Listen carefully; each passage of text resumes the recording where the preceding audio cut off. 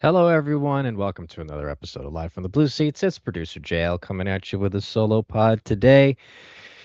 It's been quite the week. If you're a Knicks fan like myself and most of the people who write for the blog, and pretty much for all of New York City, really, why do I lead off with the Knicks? Because, they play at Madison Square Garden, the same venue that our New York Rangers play in. And, while we're all happy and stupendously excited for the fact that the Knicks are coming back home up 3-0, one can only think about what could have been if the New York Rangers had been good enough where they had made the playoffs. Even if the team had been somewhat decent and squeezed their way in, it would have been a really nice compliment to seeing Jalen Brunson, Karl Anthony Towns, Mikal Bridges, and the rest of the crew in the New York Knicks taking over the basketball realm. It would have been nice to have had that complemented with a Rangers playoff run. But alas, sometimes it's the title in our chat likes to mention the rule of the garden, where if the Knicks are good, the Rangers suck. If the Rangers are good, the Knicks suck. So, there's that. But anyways, we're here to talk Rangers. And if you are a Knicks fan listening to this like myself and, Rob and Dave and the rest of the Blue Seat Blogs crew, we're all very excited for the Knicks coming back home in the final up 2-0 against San Antonio. But in the meantime, there's been some Rangers news kind of sort of that's come out lately. And we're just going to dive into it here. Also, we're going to mainly focus this episode on just your questions and your comments. But pretty much, I guess, what the big news would be is that Dylan Larkin, the captain of the Detroit Red Wings, has requested a trade. And so now that kind of puts up, Vincent Trocheck's sort of availability or his market. It affects it a ton. Okay. Dave came out and put out a really good article about that. And I guess one of the things that, Dave mentioned this, but it also, I'll reiterate it as well. Some people are kind of concerned that, Dylan Larkin's market could really impact the Trocheck's market, but it probably won't be as robust simply because of the fact that he has a no trade clause. And his salary is pretty up there. I think he makes upward towards about 8 and change, I want to say. Which, funny enough, is actually the one team that could probably end up being in on him is the New York Rangers, which I think, kind of begs the question, should the New York Rangers make this trade? They're looking for another depth scorer, depending on what ends up happening in the draft. If number 2 wasn't so ambiguously up in the air, I think this decision would be a lot easier. There's also been news, maybe this is just a sort of like a negotiating tactic by the Rangers. But apparently, from a couple of reports that I saw online, it seems as if the Rangers, publicly from what was said, are keen on keeping Vincent Trocheck on the team, after everything. So maybe this is a negotiating ploy by the Rangers to try to lower the price, especially with the Larkin news coming out. But at the same time, where would they be able to fit Larkin with the cap going up? Would Detroit have to retain some money on a trade like that? What would the Rangers realistically give? And I'm sure we'll get into that on some of the questions that some of you guys submitted. But it just kind of creates this sort of interesting wrinkle that we didn't have a couple of months ago. We didn't even see Larkin as a potential target to start the season because, this offseason was primarily going to be centered on potentially having Kirill Kaprizov and Connor McDavid, potentially on the market. But, McDavid extended last summer and Kaprizov also extended last summer as well. And Eichel also extended with the Vegas Golden Knights, who are, as I record this, up 2-0 on the Stanley Cup Final Game 3 in Vegas. So there's definitely, that was definitely something that we didn't expect Larkin essentially requesting a trade. Um, they should be kicking the tires, but also at the same time, if the Rangers were to potentially strike a deal with Detroit, would Dylan Larkin really want to come here? You know, unless he feels this sort of connection with Mike Sullivan and Chris Drury, being that they were both, management for Team USA. A lot of people are saying that the likely destination for Dylan Larkin is Minnesota, but could they really afford him? Haven't really seen some of their trade chips yet, or not trade chips, some of their cap space yet. I should have maybe looked that up before I started this podcast. But uh it all depends on what the Rangers would give up and how they could fit him in the cap, because then, ultimately this would probably hinge on you having to trade Braden Schneider and getting his money off on the books, and having enough money to not only get a Larkin but also get a guy in the draft and maybe getting another defenseman. Goaltender's already set. You are going to have Igor, and Dylan Garand has been set up, as the backup goaltender in the wake of Jonathan Quick retiring. So it doesn't seem like there really is much for them to have to fill in.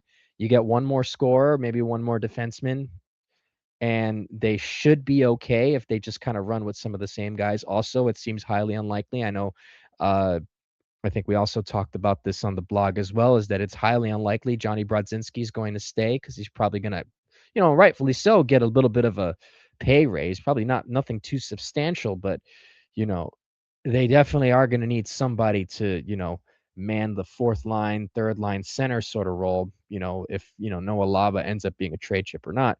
But they're going to need a bottom six center. And so, trade, Johnny Brodzinski pretty much won't really be around anymore. Obviously with Sam Carrick going to Buffalo, you don't really have a guy there to fill that role. So if you end up getting a guy like a Dylan Larkin, you can just bump Noah Laba down to the fourth line, at least for the time being. It's a very complicated thing. I don't think that uh I don't think Trocheck would go for Larkin. I don't think that's kind of sort of a lateral move in a sense. Um But if I would be very intrigued if they actually did do that, but that also depends on Trocheck's contract status as well, and whether or not he'd want to move over there or not. Um, Dave kind of put out on the piece that Larkin will end up in Vegas, and it'll be a flip for Tomas Hertl and William Karlsson. Hertl and Karlsson are absolutely killing it for Vegas right now, and it seems as if Vegas ends up winning the cup and Vegas wants to have a little bit of a retool, in terms of what they want to have in their team, it kind of does make sense to a degree, because that kind of keeps both teams windows open for contention, but it also allows for Detroit to kind of spread around their assets a little more. You lose a bit more money, and then you kind of get Hertl, who is a very similar player. He's battle tested, a little bit different, but he would definitely, and then it also gives Detroit an extra scorer too in Karlsson, or at least another depth center in Karlsson, who can, pretty much come through. William Karlsson has been nothing but fantastic since coming to Vegas in the expansion draft a couple of years ago. So maybe, Dave says that that Vegas ends up with Larkin because of the whole, I guess, Eichel connection, and they have the assets to make it move. And obviously, they'd want to free up some cap space to re-sign Pavel Dorofeyev. That's another guy that if the Vegas Knights don't want to keep around, it would be an interesting take for the Rangers, so to speak, if they were to try to add him as a depth scorer. And then he also mentions in this article that a wild card would be that Larkin goes to Anaheim in a Mason McTavish swap, which also does kind of seem a bit more interesting in the sense of Anaheim looking to try and bolster their veteran presence. Although Mason McTavish is still a very decent player. So, I mean, whether they decide to end up getting him or not really doesn't, you know, really doesn't affect them at all. So it nothing's really set in stone. We'll probably know a bit more once the draft comes, because that's when teams will probably want to, wheel and deal and whatnot. But definitely it seems like a Larkin deal is going to have to be made before, the regular season starts, because I doubt Detroit wants to have that leak over into the regular season. So that's pretty interesting in regards to that, because it kind of does put sort of a, not a damper, but it just kind of, really either gives GMs options to, if they miss out on Larkin, they can get Trocheck and maybe raise his market a little bit more, or it affects it to the point where the Rangers don't see the need to trade Trocheck, and they decide to keep him. I always maintained that unless the deal was a can't miss deal, which is I think what Chris Drury was looking for, I don't think that Vincent Trocheck is really going anywhere. I've maintained that from the start.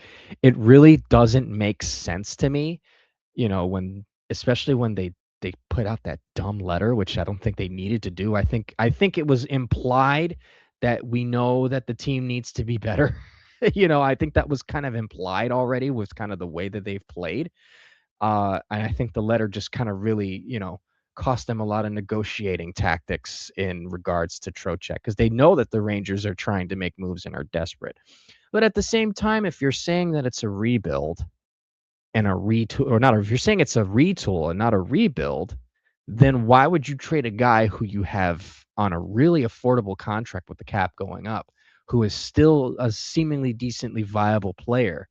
The only way that that would really work if they wanted to move him, which would make sense, is if they end up getting a trade that's very similar to what Jeff Gordon got for Mika Zibanejad for Derek Brassard. You know, if Drury is smart enough to make a deal like that would bring a guy like a Mika Zibanejad to the New York Rangers, then I think that's a plus for everybody because it is a very similar situation. That all depends on whether or not Drury's smart enough or the option is there. Maybe that happens with Dylan Larkin. I don't know. Even though Dylan Larkin is cost probably a couple more million than Trocheck, who knows at this point? Maybe the Rangers trade for Larkin for Trocheck and throw in the fifth and another player from the minor leagues or another couple of draft picks, and you just kind of go from there. If the Rangers are really trying to keep this a retool, then unless the Vincent Trocheck trade is nailed down, then I don't think he's going anywhere. And I maybe it's a negotiating tactic, but it doesn't make sense unless Minnesota decides to come in and offer Charlie Stramel and Danila Yurov for Trocheck. Then I don't really see them moving him. I mean, Toronto maybe, but you would probably, if anything, as dumb as this probably sounds, but if Toronto's really trying to make an impact, you can either move Nylander, which they probably won't do, or even Austin Matthews, with how damaged that relationship is really, coming to. So I mean, it's not out of the realm of possibility that they end up making that they could make a big trade where Vincent Trocheck is involved with a couple other players to Toronto for a guy like Austin Matthews. I don't see how that's not unrealistic. It's unlikely at this juncture, but I mean, anything could happen, but it's definitely possible, you know? So there's a lot that's up in the air right now, and it just kind of and this is something that, there's a lot of positivity in the sense of what this team could potentially be next season. Obviously they didn't really start off on a really good foot. They ended the season strong. I mean, a couple of moves and the team could be reasonably competitive next year. It just all depends on how it's handled. So there's that. And just real quick before we start with some of the questions and comments, the Hartford Wolfpack hired Jay Leach as their head coach after they let go Grant Patolni and the rest of the coaching staff. Um, Leach was a Wolfpack. He's the Wolfpack coach now, and he was an assistant with Seattle and Boston, and they're hoping that he can pretty much stabilize a system that really has needed to be stabilized for quite some time now. When Chris Knobloch was down there, when he was hired under Gordon Davidson, they were trying to build something, but they weren't around long enough to kind of see the fruits of that. And for the most part, Hartford has really been neglected, and there never really been this sort of consistent team that's, it's always been very up and down, and I know Hope would have a better idea of that. And, hopefully we'll get her and then also Tyler back on the program to, just kind of talk these things throughout, which, we'll definitely keep in mind for the summer. But, he's a defensively minded coach, and it really helps out Hartford in what they were lacking. And it's pretty much been defense. He's an accountability guy. And I think they're bringing him in to kind of mend the gap between vets and rookies. And apparently he has a very clear structure on what he wants the team to be, which is good because Hartford needs structure. So, the Rangers have made some pretty good hires over the last couple of years in their front office to a degree, and it seems like this is going to be a halfway decent hire for Hartford. The Rangers have a lot of talent in Hartford. There always seems to be this thing where players would perform not so well in Hartford, but they come up to the Rangers because they have a bit of a good spurt. And then they actually turn out to be somewhat decent NHL players. I mean, you saw it this season with Hamelash and Sikora, who weren't exactly lighting it up, but they come to the NHL and they're superb. Matthew Robertson's another example. Matthew Robertson was kind of toiling away, before the start of the last season. It was sort of, what do you have in Matthew Robertson? What's his status? Where is he going to be? But out of necessity, they ended up calling him up, and lo and behold, he turns out to be a really good depth piece for this team. And it. So I think what they're trying to do is they're just trying to add some more accountability and make Hartford a place where they can really begin to develop players the way that they want to. And it's always, and obviously, you would probably have to assume that Mike Sullivan has a big part in this sort of decision making, because the systems have to be the same. I'm not entirely sure if Grant Patolni's system was the same as what Sullivan was employing in the NHL. When John Tortorella was coach, Ken Jernander had a very similar system to what Torts had in the NHL. And, you know, I think there was a bit of a disconnect, and I hope I'm not butchering this timeline. Please correct me if I'm wrong. I'm just doing this off the top of my head, so I apologize in advance. But I want to say when Vigneault started, Jernander was still the coach of the Wolfpack, and it just didn't really mesh, you know.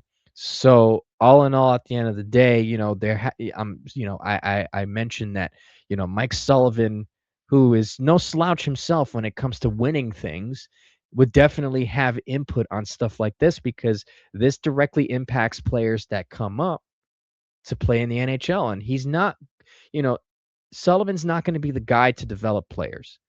They have to come up at this point. They have to come up to the NHL and they have to be ready to play. And I think that's what they were looking for with Jay Leach. So if Mike Sullivan is a part of this decision, which I'm assuming he is, and I would assume he's, part of a lot of the team personnel, you know, changes and ideas that they're having. It seems as if this is a good thing. And if Mike Sullivan is involved, as much as we want to clown Chris Drury, if Mike Sullivan has his hand in certain things, I'm more than willing to take that as a silver lining, because Mike Sullivan is not going to play around. He knows what he's doing. And Drury basically wanted him here. He finally got his man, and now this is the time for them really to kind of get their creative juices flowing with building the team. So apparently this seems like this is a good move for the Rangers organization. It seems as if this has been universally praised. Hope, once we get her on, we could probably get more of an insight for her when it comes to how this helps Hartford more in depth. But I think that, what Hartford lacked was accountability. That was a big thing, and I think that this is good. And Jay Leach will add a lot of sort of that stability to that organization down in Hart. And he also played. He was a defenseman, you know. Uh, if I remember that correctly, was he a defenseman? I just want to make sure I got that right. I'm actually just pulling it up right. Yeah, of course he was a defenseman. I knew I was right. So, he was the former captain of the Albany Devils. He played for Boston, Tampa Bay, the Devils, Montreal, and San Jose. Yeah, I can definitely remember seeing this guy play back, and it's just why it was so familiar. So, you know, hopefully that works out for them. So, all right. So now we're going to go into some of the questions. We thank you so much for submitting them. We're going to do the best I can to answer them as much as I can. Uh, so I'm going to answer some on Blue Sky. And first and foremost comes from our friend Tyler, of course, and at rangersrecap.bsky.social. And Tyler asks us, did Drury shoot himself in the foot not taking the deals he could have on deadline day for Trocheck with this Dylan Larkin trade request news? I don't think so. I don't think anyone really knew. I can't speak to the knowledge of what Larkin was feeling. Maybe Chris Drury had some idea that Larkin was dissatisfied in Detroit, when people talk amongst each other in the Olympics and all that. I don't know that. But I don't think anyone's just airing their dirty laundry out for no reason. But I think that No, I don't think he shot himself in the foot. I think the one thing that he was trying to do was get the right deal. And I can't blame him for that. As much as I could blame Chris Drury, I can't blame him for trying to take the right deal. He was put in a corner with the whole Panarin stuff, with LA and now looking back on it, depending on how well Liam Greentree pans out, which it seems like that might actually be a thing for the Rangers that might actually end up being a lot better than what people thought, initially. And I was one of them. I didn't know much about Liam Greentree. I didn't think that the trade was as robust. But then looking at the specifics on what ended up happening with the deal and with some of the other potential options that were put out there for Panarin, um, it just kind of seemed like Drury really didn't have much to do. And I'm not defending the guy, but at the same time, he really was put in sort of a kind of tricky situation because of how much Panarin was demanding and his agent were demanding on what they wanted to do with their future, which I can definitely understand that to a degree. So do I think that yeah, I don't think so. I just think that, you know, he was really trying to hit a home run with that trade, and it just didn't really come out. But also, I'm sure he probably thinks that it's in some way or another, Tyler, that I think that Drury thinks that he could probably still use Vincent Trocheck to a degree, which honestly, with the whole retool rebuild thing that they want to retool rather than rebuild, it kind of does make some sense. I'm not saying that I would be opposed to a Trocheck trade, but at the same time, it's like it wouldn't be the worst thing in the world if they walked into the season with him next year as like kind of the third line center, and then bump Laba down to the fourth. But I also still think that you know uh, I still think the Rangers should go after Dylan Larkin and Dylan Larkin's contract. He's 29 years old. He's making 8.7 million, and he is basically got 4 years remaining on that contract. So if you want to do something like what Vegas did with Tomas Hertl in San Jose is eating up half that contract in order for Turtle to fit under the cap. So maybe Detroit tries to, Detroit doesn't really have much leverage here. So maybe, you could probably fit both, probably not, depending on how much the cap goes over the next couple of years. Maybe you can. But also, too, it also depends on how much you want to go after Connor McDavid. If you get Dylan Larkin, this kind of takes the Rangers out of a McDavid sweepstakes. Depending on, again, how much the cap ends up going up, you'd probably have to allocate more than 10% of your cap to a potential McDavid acquisition.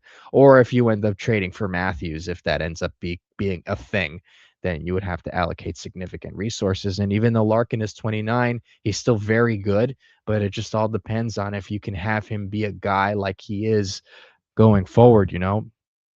And it would, and I think if they were to trade for Larkin, he would fit in pretty well here because of the fact that he's going to have a little bit more talent surrounding him, especially if you put him with a guy like a JT Miller. But that's pretty much just all speculation at this point. So, this next question comes from doghiker77.bsky.social, and he posts a picture of Chris Drury in his suit, and it says, "Does Drury think we're laughing at him, or laughing with him, or laughing at him?" I mean, I don't know how smart the guy is. I mean, he seems to be a pretty shrewd individual in the sense of that he's not totally unaware. So I'm going to assume he probably thinks that we're laughing at him, but I don't necessarily think he cares, truth be told. So I don't think any of the criticisms that we lay on him, I think he probably does see it. But the Rangers are so insulated. He operates very similarly to how Jeff and Fred Wilpon operated the Mets for a very long time, where they basically insulate themselves away from the public. And, Vince Micogliano put out an article probably either towards the end of the season or around the time the season ended, and basically kind of detailing how Chris Drury and his cronies have been very sort of clandestine in how they operate certain things. And it just seems like there's this sort of iron curtain or like this veil that hasn't been torn yet, and they're very secretive for some reason. I'm not saying that teams are going to go out and just kind of put things out front, but I mean, you look at a guy like, he hasn't even done anything yet, but you just look at Sonny Meta, the Devils general manager, and he seems very open to speaking with the media and even the fans to a degree. You know, even, other teams, their management are usually very open to speak. And Davidson and Gordon were very open when it came to really putting the initial rebuild together. You know, I just don't understand what the secrecy is. Maybe this is a Dolan thing. I don't know. I genuinely do not understand it. And again, I hearken this back to the Wilpon era for the Mets, because they would only come out on certain things, whether it was hiring a manager, bringing in a player.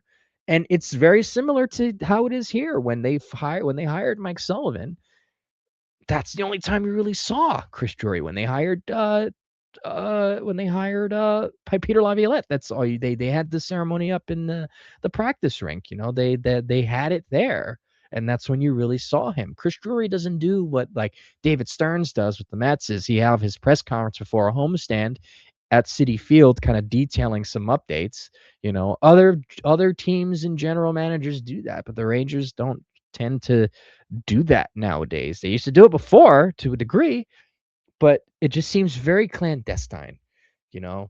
And so do I think he thinks we're laughing at him or laughing with him? He probably knows we're all laughing at him. He's not a I just don't think he cares. He seems like a kind of guy that wouldn't give a damn about anything except just doing the one thing that he likes to do is try to run a team. But I mean, who really knows at this point, honestly. So thank you for that. So now I'm going through some of the stuff on the website here, and I see a lot of people are talking about Brett Howden and Keandre Miller. And I feel like this is probably all part of, there's a lot of conversation here. So, but basically, there's a lot of people who are talking about Brett Howden, and, there's sort of this, guess missing him. And then we're talking about Keandre Miller with Carolina, and, you know, I, and there's also a comment about Messier here, uh, which I guess that makes sense. So I guess just to kind of touch on the Miller and Howden stuff here. Um, we all, the Rangers really put in regards to Brett Howden. I'll start with that. Brett Howden was nothing here, and if you actually watch him playing with Vegas, he's essentially, and Dave talked about this before, but I'll reiterate it here. He's essentially doing the same thing. It's just that Vegas has more talent than the Rangers team that he was on had, you know.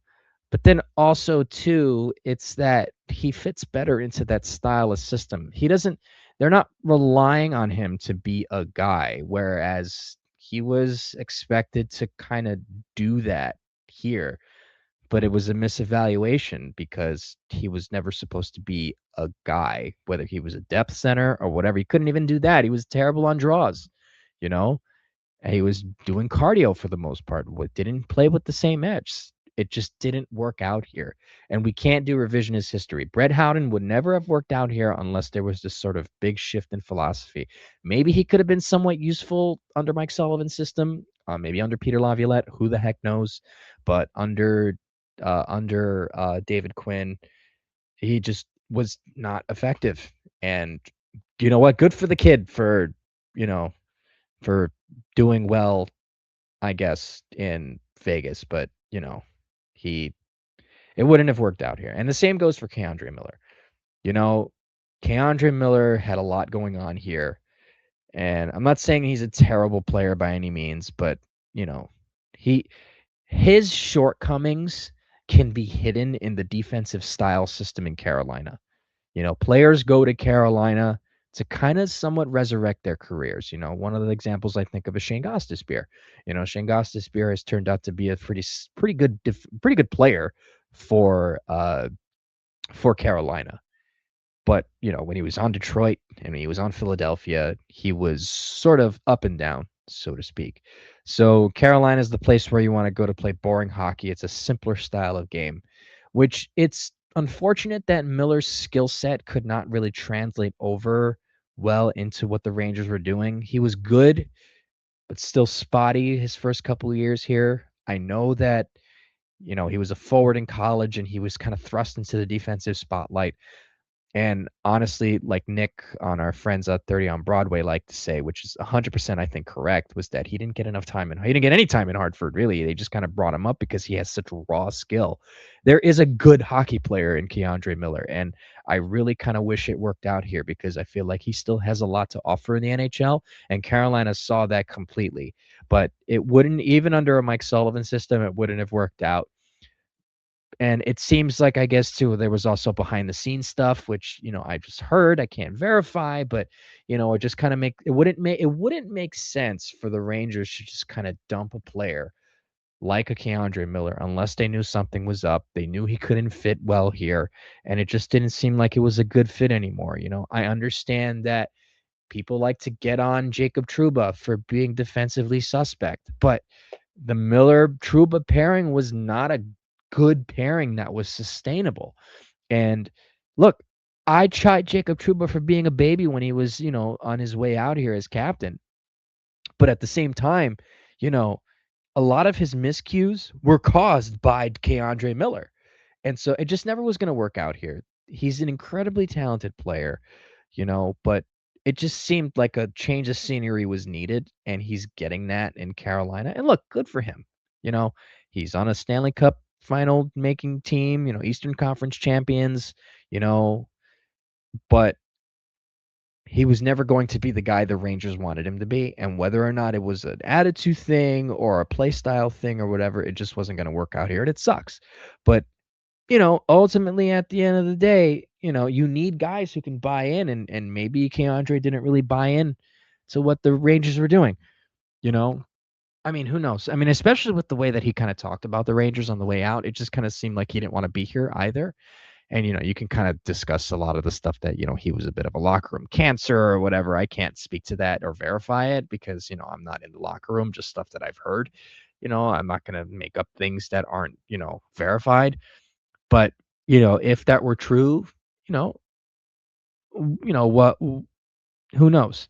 So, okay. So, again, this question from Ranger Fan 62 here says, after watching Howden score 2 more goals, now has 13 for the playoffs, will the Rangers wake up and say to themselves, maybe we should stop giving up on young players so quickly? Again, first off, they haven't traded Lafreniere. Okay. Brett Berard is still on the team. Whether or not he's going to be here or not, he apparently is still seen as somewhat of an asset right now. Gabe Perreault is here. He wasn't flipped for some veteran, you know. Fortescue has played some time here. They're giving time to Rempe. They're giving time to Edstrom. They're giving time to Chamelash. They're giving time to Sikora. So over the last couple of years, and again, I'm not trying to totally defend the Rangers here, but their philosophy with their young players has definitely shifted. And I think Mike Sullivan definitely has a voice in that, because if this were Laviolette or somebody else, they wouldn't have let them play. It's all very well documented that Laviolette didn't want to play the young kids, which, we know that he was trying to win with his vets, and I completely understand it. But not putting Alexis Lafreniere on the top player per unit was a crime. And David Quinn, when he was the coach of the Rangers, is also complicit in that as well. And so is Gerard Gallant.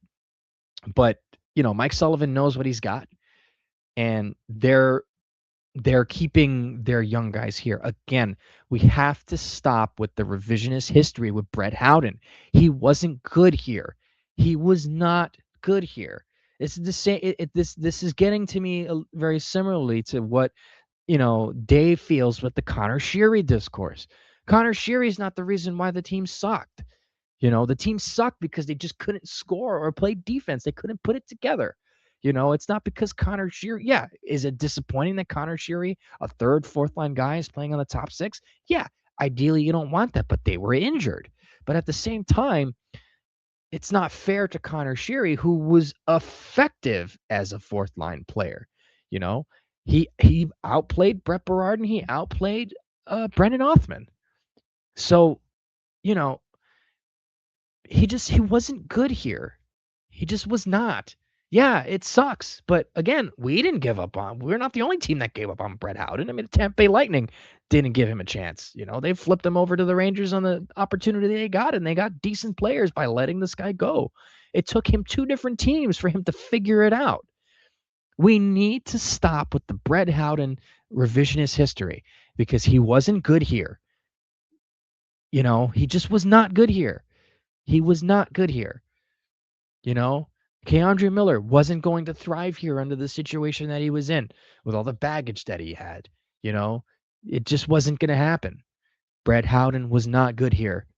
We need to stop that. And, I hope that my assertion of them not giving up on young players continues because they would have given up on Hmelosh, Sikora, and probably find some guy on the scrap heap to take their spot. But they decided to keep them. Mike Sullivan and crew know what they have down there, and they brought the guys that they wanted to have, and they brought them up here. You know, so they've fundamentally changed a lot of things that they've wanted to do, and whether or not they decide to stick with that remains to be seen. But it seems like they're really dead set on, and Noah Laba's another example.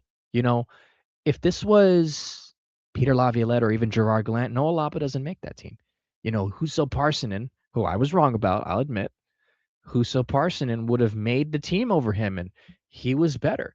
You could make the case that maybe, granted, he probably wasn't as good as he should have been, but Elias Anderson had a really good postseason, a preseason one year, and he didn't make the team out of camp. They sent them straight to Hartford. Who knows? Maybe if they kept him on the team, he probably would have been an effective fourth liner if they had just developed him properly. Also, Anderson just wasn't as good as we thought he was, but at the same time, they maybe could have gotten some use out of him. But that's another conversation for another day. So let's stop with the revisionist history for Brett Howden.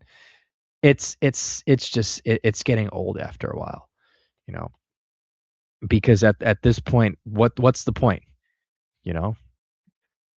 This next question comes from this is my favorite account, of course. Again, this is not me. The producer JL Praise account. And they say that The Athletic had a piece about I did see that article, didn't read it fully yet. The Athletic had a piece about buy low trade targets. Some of the names were the usual suspects, but there were some others I haven't seen mentioned much. I don't expect you to go through each one of these, but do you think any of them would be good targets? Young players with untapped potential would be Nate Danielson, Marco Kasper, Michael Kesselring, Kevin Korchinski, Mason Lowry, and William Wallinder.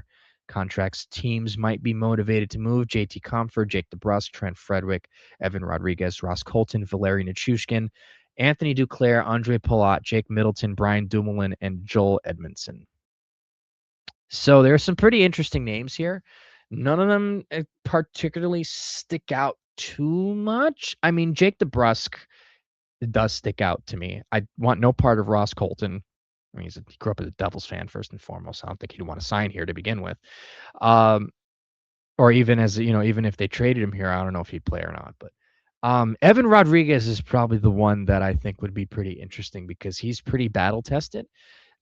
If they were looking to try and fill sort of a bottom 6 forward spot, I think that would be pretty good. Right-handed center, if you're really looking to get, a depth center for that purpose of really bolstering down the middle, if you end up missing on a Dylan Larkin, I think that would help them out because then you would have this would essentially put JT Miller on the wing, pretty much.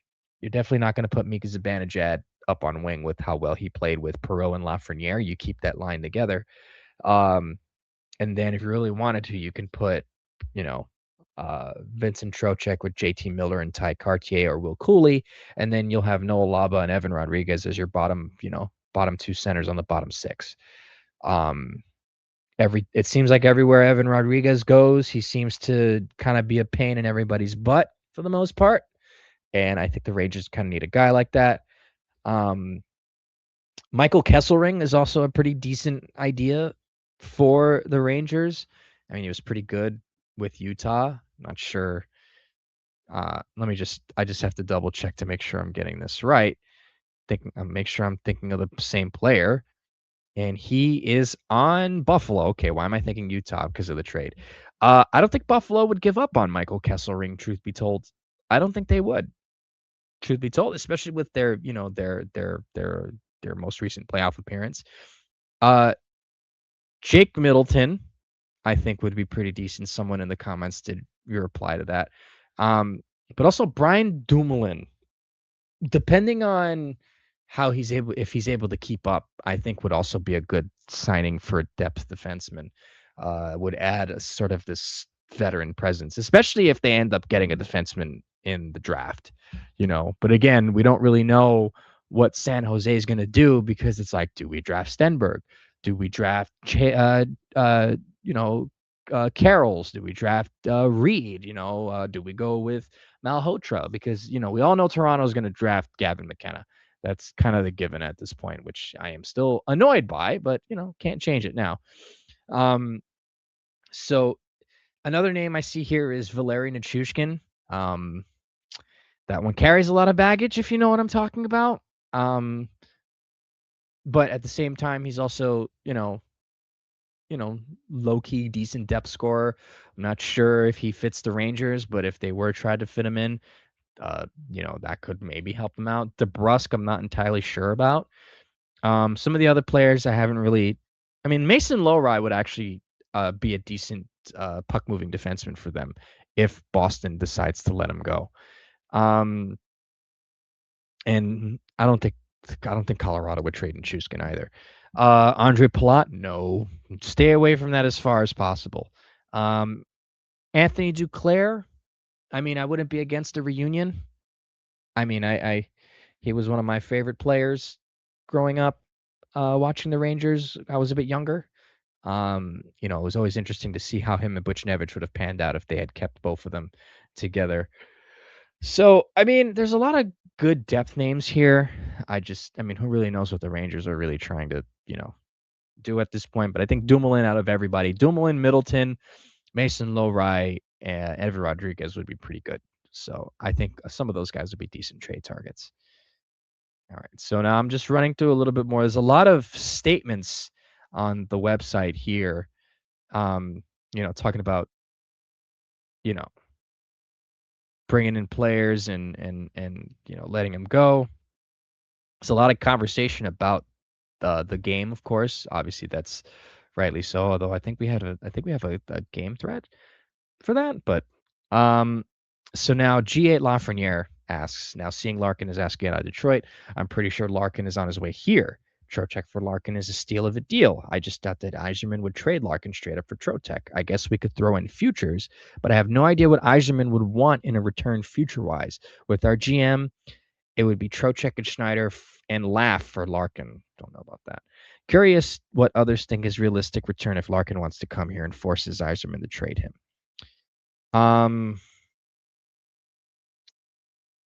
So somebody commented that if he goes to Anaheim, they will have a surplus of center. So more than likely, if he goes to Anaheim, then it would definitely Mason McTavish would, be going the other way. But if he were to come here, it just all depends on what they want to do with Vincent Trocheck. And they're definitely not trading Lafreniere for Dylan Larkin. Let's get that out of the way.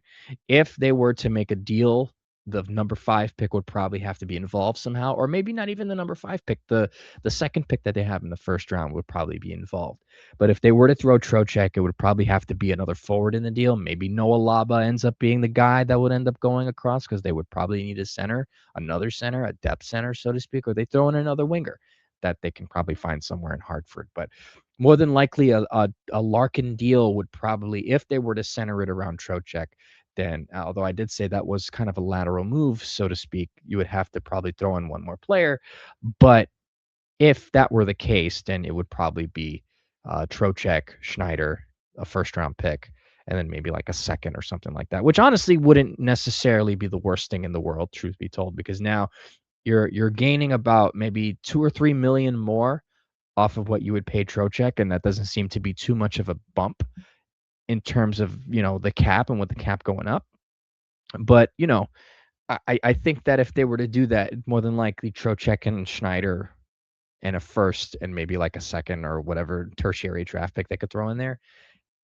That all depends on what Yzerman's looking for Larkin. Dylan Larkin, like I mentioned before, 29 years old, was still very good on some pretty bad Detroit teams. So, they know that he would ultimately really thrive here. But that also depends on whether he actually wants to accept the trade here or not, because he does have a full no movement clause. And that's sort of the thing that's kind of keeping everything from moving properly, is the fact that, this no movement clause is in the way. So who knows if he wants to come here. I'm not going to say that the Rangers are not a desirable location. Players still want to come and play here. Don't let anybody tell you that nobody wants to play in New York. If Rangers offer up the money or they offer up the opportunity to play, they're going to want to play. You know, I know there was a lot of discourse, especially with some people that I know, especially with the whole stuff that went on with like Truba and Kako and, Panarin and all that, and Goodrow, where, it's like, who wants to play for the Rangers? But Vlad Gavrikov took a 7-year deal here. Igor Shesterkin signed a contract extension. Igor Shesterkin would have gotten paid handsomely on the market if he had made it. So I don't buy into that players don't want to play here. If the players see the money or they had the opportunity to play in the NHL, New York is a very desirable destination. So it just all depends on what Dylan Larkin wants. Obviously, this probably stems from the fact that, he's frustrated from the lack of, and you could see it towards the end of the season, now that I think about it, with how he was talking to the media and how the Red Wings didn't do much of the trade deadline. You could see there was sort of this frustration building with Larkin. And I guess maybe the Olympics probably didn't help that frustration, because he was playing on a wagon, pretty much, that was Team USA. So, like I mentioned earlier, you know, uh, you have Chris Drury and Mike Sullivan and even David Quinn as part of the USA Brain Trust. And maybe they know with guys like Perreault and Zibanejad and JT Miller that they can come to this environment and know that they're not too far off. And, maybe he wants to come here, help, with it, make a change. Say what you want about the state of the Rangers. Players will always want to come to play in New York and also play in Madison Square Garden for the Rangers. That will always be a draw. It's a bit different. Well, obviously, it's a bit different now with the Knicks, because they're actually like a legitimately good team. But even before, even though granted some of the players who would come here, who would come to New York, were a little bit past their prime, and I'm not counting LeBron or, Kevin Durant, the players who come to New York to play, because this is a stage. And even with them playing well now, what players are going to want to come to play here. I mean, Giannis Antetokounmpo essentially wants to be traded here. That's kind of been the biggest open secret for some time now. So players will always want to come to New York, regardless of how good or bad the team is, because, you know, especially in hockey, you're playing in an original six city, and it's New York, Madison Square Garden, and then you're not dealing with the Canadian media, you know? Maybe it's a bit different in Detroit, where they're a little bit more scrutinized on the Red Wings, but if you come here to New York, you're gonna get guys like me, and guys like me scrutinizing your performance. But are the beat writers here are, they're pretty fair and easy, you know? It's not like Toronto or Vancouver, where they're just absolutely demolishing them every day.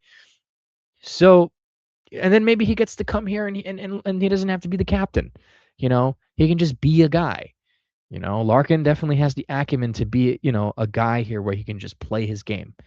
So, I mean, it's not, so I think if he forces a trade here, I'm not sure if Yzerman would take Trocheck, but definitely Schneider would probably be involved. I don't think Lafreniere is being involved at all. The Rangers definitely see that Lafreniere is going to be with Zibanejad and Perreault, unless Lafreniere is involved in a deal that gets you a guy that's like a can't miss. Like if he's involved with Toronto or even Edmonton, that they end up deciding to trade Connor McDavid somehow. Then I would understand that, even Perreault. But for a guy like Dylan Larkin, I think that trade can be made without Lafreniere.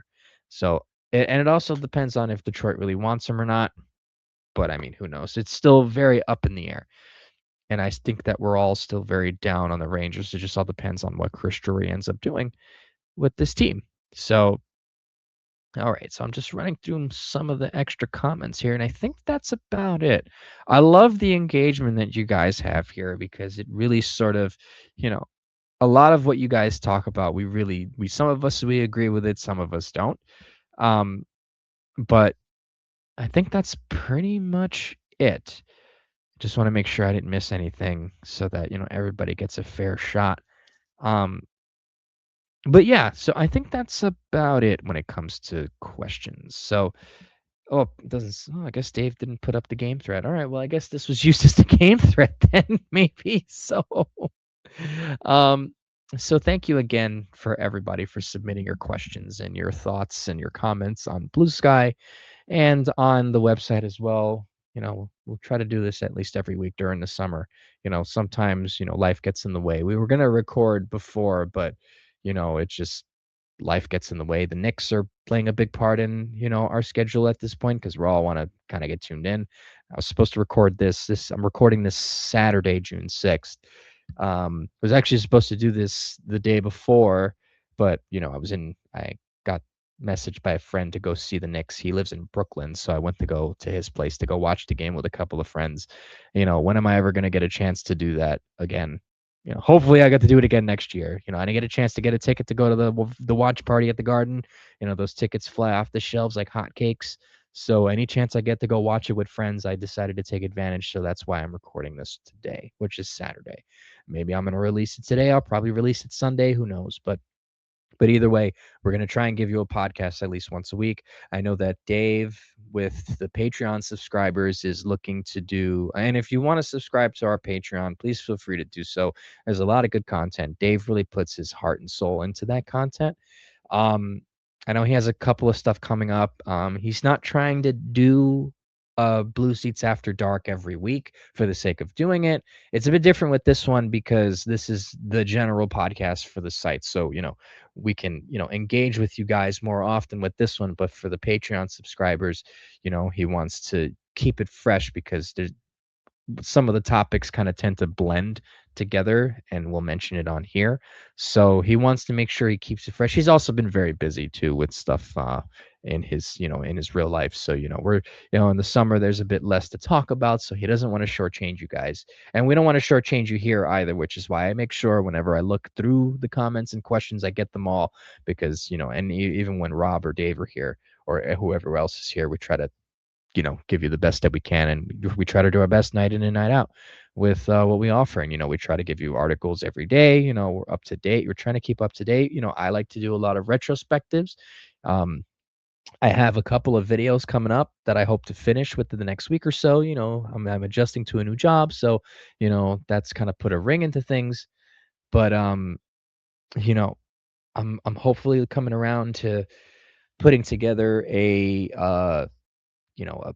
Bernie Nichols goal video with an article attached to it. Probably throw Radic Dvorak. I might put out an article, asking for names on people who you might want to see goal compilations from. I have a list, but I want to see what you guys would think because, ultimately the community is what matters, and it would be interesting to see what you guys would suggest.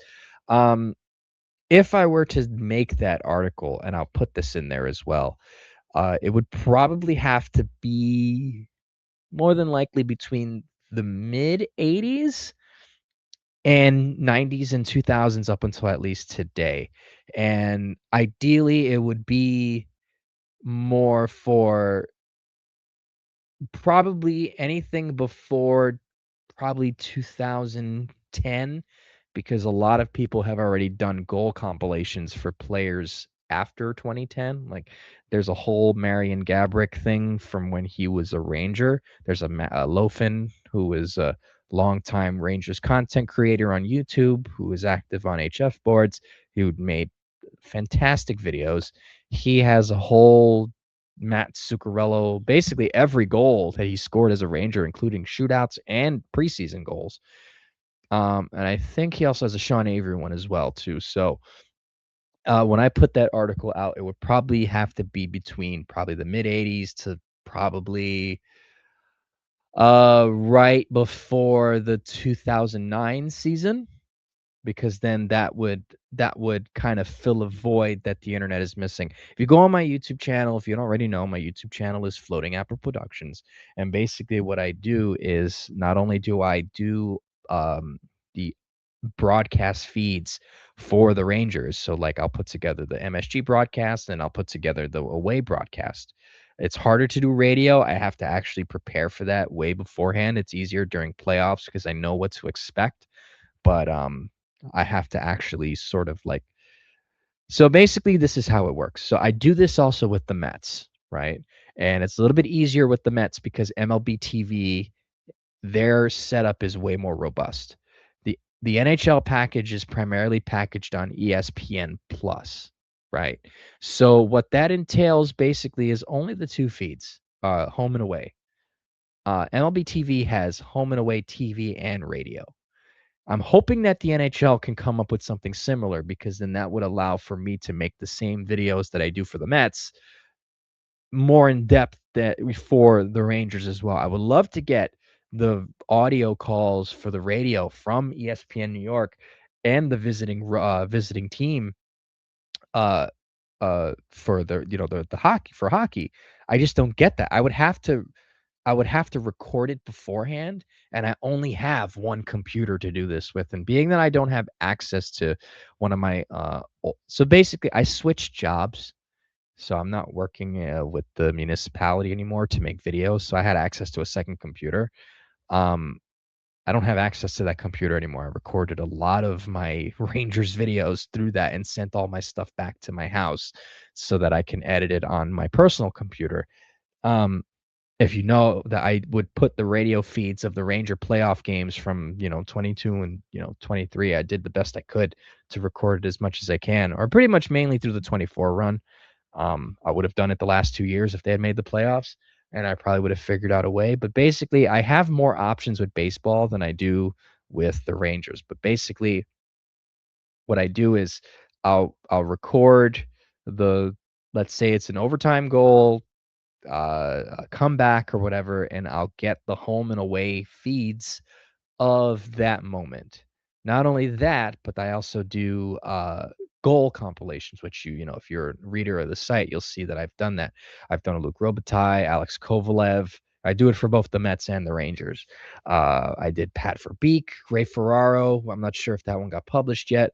But if you go on my YouTube channel, you'll see that. So what I'm looking for, hopefully, is more names. I have a list somewhere on this computer. I had to transfer files over from one of my old laptops that I had an extensive list on. I can't seem to find it. So, and I know there's some comments on my YouTube channel I have to look at that have some names. But so far, the ones that I have currently in the tank right now are Bernie Nichols. That one's been a requested one for some time. Radek Dvorak, because I've always liked Radek Dvorak as a Ranger, and then you know a few more that I have to look at on my doc. But I'm gonna put that out. And if you want to suggest some names, feel free. I'll if you want to see that, I'll do my best to try. I just put out they have a Darren Turcotte video. That one was actually really hard to put together. So there's a lot of we're gonna give you a lot of Ranger content. And we want to give you stuff to read in the summer, but not just in the summer, something to kind of take your mind off of the stuff that happens during game day sometimes. But anyways, I've been rambling on for about 4 minutes about my YouTube channel, but feel free to subscribe to our Patreon. Dave does a good job with that. I have a lot of good content on there. Subscribe to the YouTube channel for Live from the Blue Seats. I'm looking at ways to when I have time throughout the summer to kind of add more stuff to it. So we're definitely going to do that. Look for us on listening platforms, whether it's Apple Podcasts or, whatever we get released on, it gets sent out everywhere. And, just continue to stick with us. We appreciate you. We appreciate your clicks. We appreciate your comments. And we wouldn't be here if it weren't for you guys. So we thank you. And with that being said, I think that's it. I guess if I had final thoughts, is just that, again, uh, I think we need to stop with the Brett Howden discourse. I understand that he is doing very well in he's doing very well in Vegas. But, at the end of the day, he wasn't doing well for us. He really was not. And I'm not going to sit here and pretend like, he was this guy who we didn't give an opportunity to. He had all the opportunities in the world to be a good player here, and he wasn't.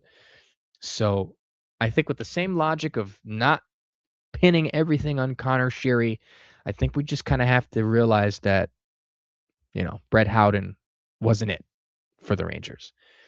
And it just wasn't going to work. There's so many better options that they have now that would be so much better for this current iteration of the team that, I think just crying over spoiled milk just really doesn't make sense to do that anymore. I'm probably speaking into the void with this, but I think Brett Howden, good for him, whatever, wasn't going to work out here, you know. So that's kind of all I have on that. But anyways, thank you again, and we'll see you next week on Live from the Blue Seats. Let's go Rangers.